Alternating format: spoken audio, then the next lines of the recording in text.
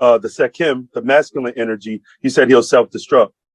Right. He becomes tyrannical by nature. It's just natural for him to do it. It's just like giving a baby a nuclear briefcase wide open and don't never tell him he's gonna end the world if he push the button. And you know what the baby gonna do? Slap all the buttons. He sure is. So that's all that's all it is. When you feel that power, if he haven't conquered his ego, his lower nature, then he becomes subjective to tyrannical use of that higher energy, because one, it's going to drive him to destroy because the system is out of order. But if he haven't conquered his lower nature, he will never know what part of the system to fix. So he just tear everything up. Oh yeah, he out of order. He definitely out of order. So we call them, when you look in the human arena in history, we call them despots. We call them tyrannical leaders, psychopathic leaders, rogue kings, stuff like that is in the history when they get that energy and haven't conquered that lower nature. And so what is we still talking nine ether, we just using it in different schools of thought. In Egypt, Sekhmet, and India is Shakti, right? And the Shakti is activated by the Kriya, which is the fire of the root chakra, right? And it carries all the way up to the crown. Okay, so they say in the Kabbalah is from Malkuth to Kefra. In the Kabbalah, the same energy is called the Ein Sof. Right, I know about that. I studied the Kabbalah extensively. Right, so it's the same energy. Okay, so let's go here with it. In the Holy Tablets, the Master Teacher taught us that non-ether was conscious awareness and conscious moral judgment gases. Can you explain the difference in how that's actually perceived? Yeah. So as you purify your ego to receive your higher consciousness, right? You got to remember, pure chaos is melanin. Melanin is sentient on its own. It don't need nobody to be sentient. But being utilized along with the other systems of the body, then the non-ether has to be the one who contain the chaos and bring the balance. The balance is where you find the righteous. Okay. Right? The righteousness is a side effect of purifying the lower ego and receiving that higher Shakti non-ether energy. So basically, are you saying that non-ether would be a higher form of intelligence that allows us to be able to discipline ourselves in the spiritual realm and the physical realm to be able to be in harmony with both sides? Well, I would more look at it like once you gain the discipline, you gain access to use non-ether energy in real time. Lacking the discipline and the self-control, then you just a sock-o-mile monkey band, bouncing around, never knowing what you're doing. Yeah, but go ahead. So the discipline gives you access to the non-ether. Now you finna make a connection with source energy. When you make this connection, you have to already have the self-discipline to activate what's already in you. So now the side effect of that is once you can reason to the level to activate the non-ether, now the melanin chaos comes in, because you won't be able to balance the chaos if you don't have the discipline to receive the non-ether. And the chaos is melanin. When it come in, it's going to automatically send you on an immediate downward spiral to your lowest base nature to return and rise back up as the phoenix. Why is that? Because it's chaos. When it first hit, it's like a bomb. And when it hit internally, you don't know what's going on immediately, but your higher self is using the discipline you develop to reorganize what the chaos is doing, because you're using the source, you're using the prime creator to balance out total insanity. So, melanin, why is melanin based in chaos? Can you give us a science of that? It's not based in chaos. It's the prime creative substances in which the order came from. When we talking about melanin, we talking about in Egyptology, it's the primordial noon. right? It's the waters of creation, and the waters are running amok until you can harness them waters' energy. Water Right. symbolic of spirit. Right, because I remember when Pops was teaching us about noon and basically undifferentiated matter, he was explaining how this is a state of nothingness, basically a state of existence before things actually combined and aggregated and came together to form what we see now today in the physical realm. Yep. So it's like if you pour a soda pop in the glass, it's going to fizz. It's not fizzing because it couldn't fizz in the bottle. It's only fizzing because you just poured it into a cup and disturbed it. Right. This is what the melanin is doing. So now, as you learn to control pouring the soda in the cup in order to reduce the amount of fizz so that you don't overflow the cup, this is how you, your higher self is organizing the chaos energy, and it uses your self-discipline to do it. Now, when you look in like Google or different scientific books of ancient Greek mythology, they attempted to teach us that chaos was a Greek god that represented the universe when it wasn't unformed. Or excuse me, when it was unformed, when it was undifferentiated matter. How would you go about explaining that to the grassroots? So the Greek sciences comes from the Egyptian knowledge. The metaphors that they're using in the Greek is actually a science. So when they're talking about chaos, they literally talking about the primordial noon.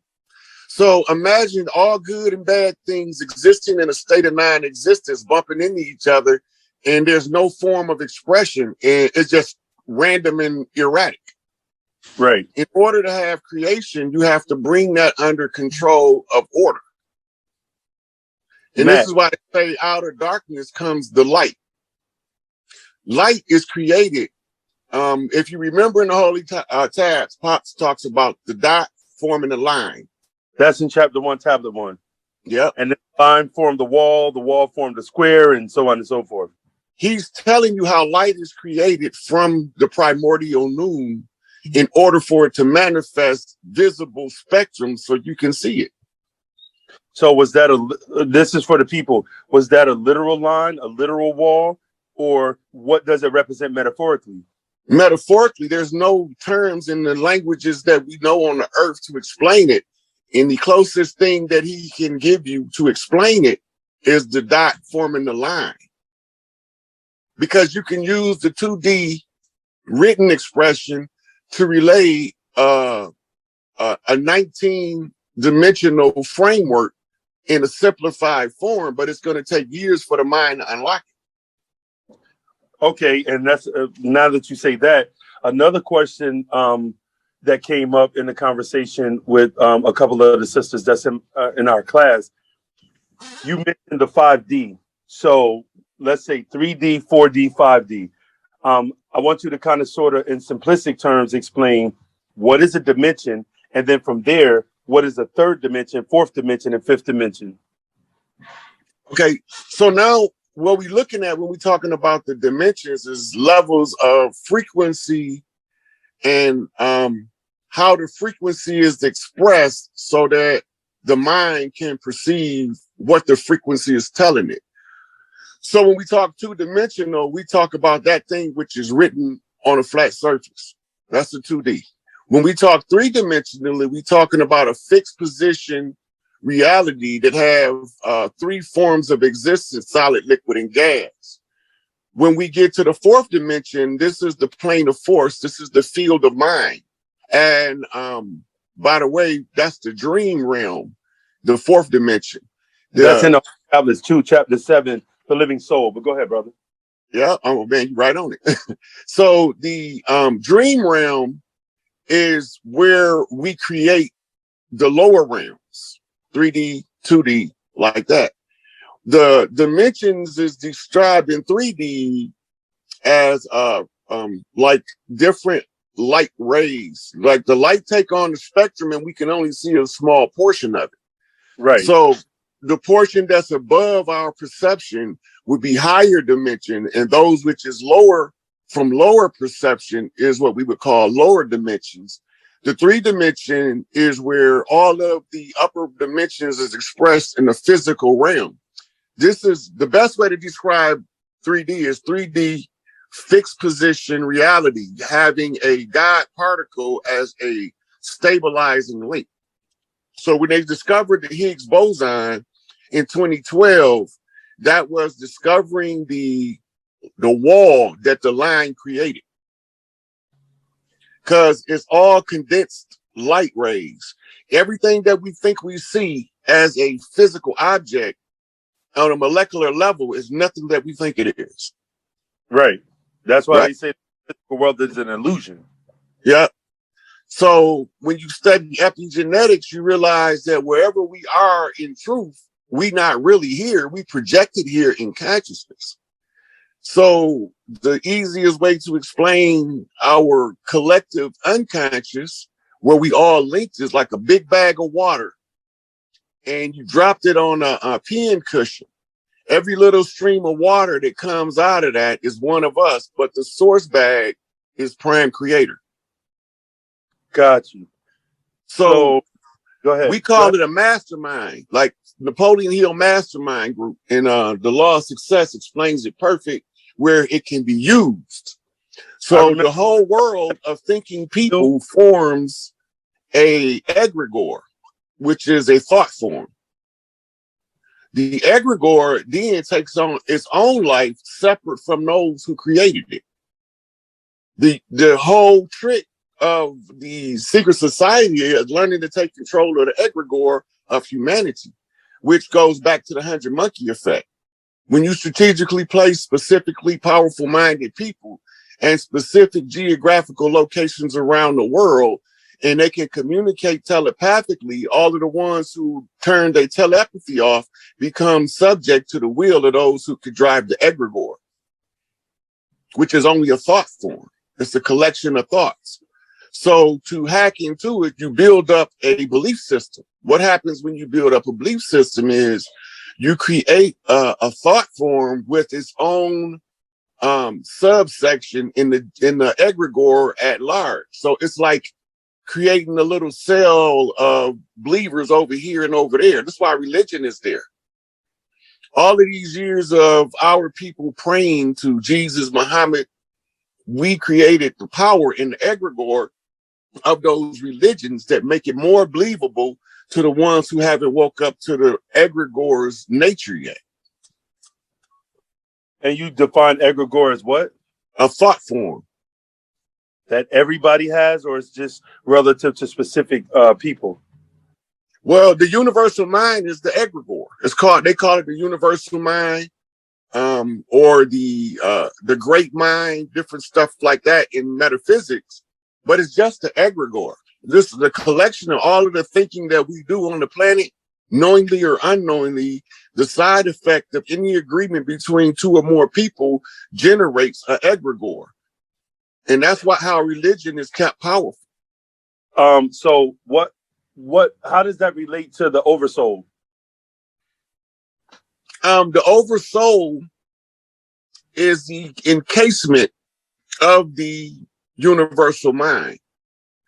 The oversoul don't care if you murder a motherfucker or if you get murdered. It's indifferent. Not until it comes into the universal mind do we start distinguishing right from wrong and developing the polarity of opposites, which is a 3D construct. Because once you get into the 5D, murder and birth is the same thing. Right. It's opposite ends of the same spectrum. Right. It's just how Pop say it. The only difference is degree. Right. Just like he was saying, like, there's no good or bad. Like you can use fire to burn somebody, or you can use fire to cook some food that's healthy and feed them to nourish their particular physical body. So it's neither good or bad. It's what Darth Vader told Luke. I mean, not Darth Vader. Obi-Wan told Luke, the Force is neither good nor bad. It's your intent that makes it that way. And how you use it. Yeah. So just because I got a gun don't mean I got to shoot everybody. But So, some people are from a different mindset. If they got a gun, they gonna shoot many motherfuckers as they can until they don't got the gun or the bullets no more. so let's deal with that. The universal mind. Is there one mind that we're all connected with in the universe where we gain our thoughts and our perception from? Or is it one mind that gave us the ability to perceive things on our own? And simultaneously, both of those things you just said. One produces the other. You can't have one without the other. That's like trying to have a corn without the cob. You can't have one without the other. Now you can take the corn off the cob. You can use the cob separate from the corn, but in its original form, it's going to produce both. Got you. So a language question that I was asked, because I have been, and shout out to my elder brother Love, my mentor. He and I have been having extensive conversations about the alchemy of the language in Nuwabic. Can you kind of go in depth about how our particular language evolves us to pretty much have the frequencies that's needed, and speak a little bit about the frequencies as far as like what is needed and why? Okay, so we in this frequency now of oppressed versus the oppressor. That's the nature of the Aquarian age up until now. It's going into the nature of the Piscean age up until now, going into the Aquarian age, is taking away those opposite or those things that we are under now, those two opposing views. It's like creating a hologram. You need a fixed idea, and then you need a mutable mind. The mutable mind and the fixed idea work in conjunction to create the holographic reality, right? So the language influences, when you know the frequencies and the tones, influences the hologram and how it manifests. So we're talking about the double slit experiment in physics, telling you the mechanics of it. If you don't focus the attention on the frequency is a wave. But once you focus the attention on it, you add the second element to lock it into a fixed position, and it becomes the particle. In the frequency of language, you have to have a grasp of language to know which frequencies facilitate higher thought and which frequencies drive you to a lesser thought. So we're trying to overcome the thoughts that allows oppression to be acceptable to anybody, anywhere on the planet. So Baba say, if a leader gonna be a leader, he gotta have a plan that's workable anywhere. Because if the plan is not workable anywhere, everywhere, it's not truly workable anywhere, right? So we talking about the thinking of leadership. So when you put a language together, like Pops in the community put Nuwapic together, you put Nuwapic together with the understanding of how the tones affects the whole cortex. Now the brain is in the reptilian brain, the old mammal brain, and the new mammal brain, the neocortex and the endocortex, or the old cortex, the old brain. When you use all three of them in conjunction, you create a different pitch and tone in which the ears become the receivers of, in order to tell the organism of the self at what level to think. So when we talk about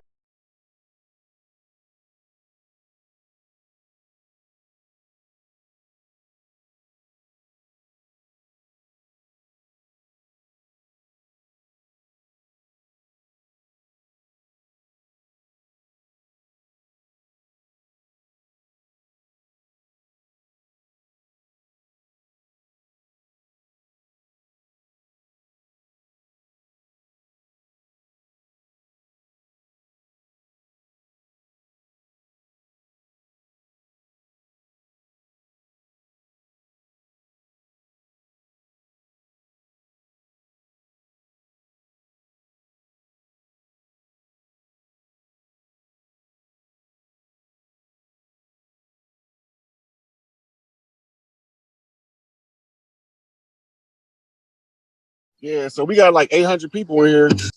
It's going down. Let's share that screen right there. Well, so while we got you on that topic on the Conjure Wars, what was them setting up what part of the Washington Monument and the mirror, like the mirror cities too, like Memphis, Cairo, really Las Vegas like a mirror city to me. So they using them when they doing this conjuring, are they mirroring? Why are they mirror imaging both sides of the field, the left side and the right side with these Right monuments and things?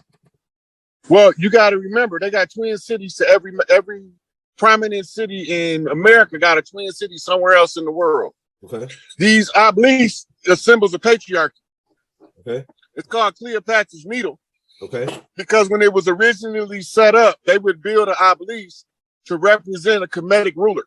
The women had chosen a man as the alpha out of all of the royal bloodline. They done went through all of the men and they chose one. So they erect the obelisk to show that he's potent. His phallus is strong and long. Okay. Right now, if you look to the left of the obelisk see the one with the cross on top of it? Yeah. That means that a man was conquered by the Christian church. One of the leaders was conquered by the Christian church. That's why it's a cross on top of it. Ain't supposed to be nothing on top of an obelisk. Okay, now if you look to the left of that, you're going to see a mammary gland as the dome of a mosque. Yeah. Okay.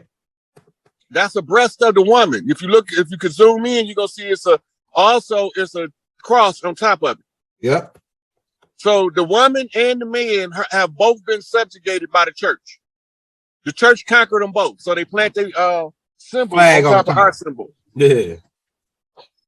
You got that, Rod. All right, now what we trying to do is we trying to reclaim what's rightfully ours.